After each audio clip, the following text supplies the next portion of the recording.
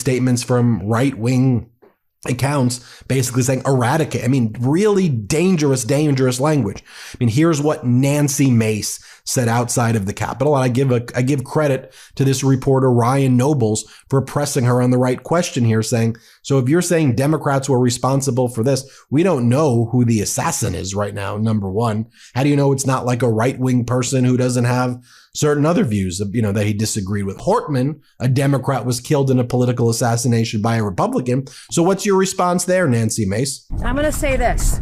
Democrats own what happened today. I am devastated. My kids have called panicking. All the kids of every conservative in the country called panicking. Just because you speak your mind on an issue doesn't mean you get shot. Then by that logic, do Republicans own the shooting of the two Democratic lawmakers in Minnesota? Isn't this on both sides? Are you kidding me? No, I'm asking. We don't know what condition Charlie Kirk is in right now. Some raging leftist lunatic put a bullet through his neck, and you want to talk about Republicans right now? No. No, I'm asking. No, not at all. You said the Democrats have to own it too. But I'm asking, Democrats own this. But isn't there a problem with political violence across the spectrum? Yeah, we're talking about Charlie Kirk right now. That's the subject of this that we're talking about right now. Democrats own this 100%. Then you have MAGA Mike Johnson being asked what he thinks, and he also spreads this, rhetoric about, it's Democrats with big influencer accounts. They're the ones responsible for this. Here, play this clip. It's clear you've had people who have resorted to political violence because they were encouraged along by the dialogue out in the public square, and some of that is put forward by elected officials and people with large platforms, large social media platforms. And the Secretary of War speaks with the military about the assassination of Charlie Kirk. I again, as Amanda Moore says, does anyone have a link to the eulogy video he surely made for Representative Melissa Hortman after she was assassinated? I can't find it. Why are you bringing our military in here? Play this clip. I'd also be remiss if I did not acknowledge why that flag is at half-staff. We lost an incredible American today, a dear friend of mine. If you knew him, you love him. His name is Charlie Kirk. Taken by an assassin's bullet. Unfathomable. And then, by the way, this performative stuff, though, is not helping. Right? I'm going to do a video in about 90 minutes I encourage you to watch, which is how the FBI field office fired their leader, a Pakistani woman in Utah. She was running the FBI field office. Trump didn't want women and Muslims to be a part of it because she's a Pakistani woman. They got rid of her.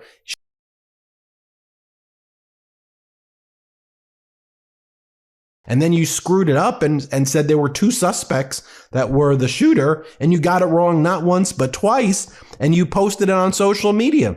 Driscoll, along with other senior leaders who got fired because Trump didn't like that they were at the FBI when Trump was being investigated. And remember, they replaced those senior officials with some 22-year-old intern, some guy named Thomas Fugate III, who is no qualifications to be in the FBI, who's running the domestic terrorism unit. I mean, that's horrible stuff right there. Now, I'll share with you some of the statements coming out from Democrats like Congressmember Raskin, condemning another absolutely disgraceful act of gun violence.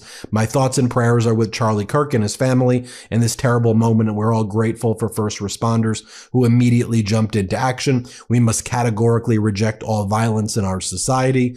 You have Senator Mark Kelly, whose wife, Gabrielle Giffords, of course, she was a victim of a shooting as well. He goes, the news that Charlie Kirk was shot while speaking in Utah is shocking and horrible. It's an example of political violence that has no place in our country. Gabby and I are thinking about him and his family. But meanwhile, on Fox, you have senators like Mark Wayne Mullen saying the following. Here, play this clip. They robbed a voice that spoke common sense because of their hatred to people that disagree with them, but yet they're the ones that try to champion free speech.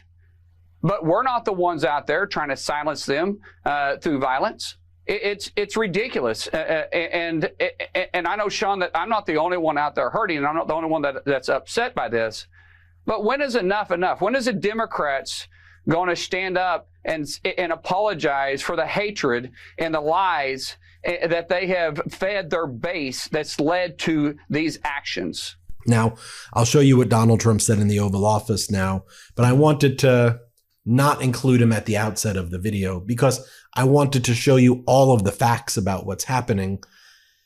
And so here's what he said in the Oval Office, and here's what they posted. Let's play it. For years, those on the radical left have compared wonderful Americans like Charlie to Nazis and the world's worst mass murderers and criminals. This kind of rhetoric is directly responsible for the terrorism that we're seeing in our country today, and it must stop right now.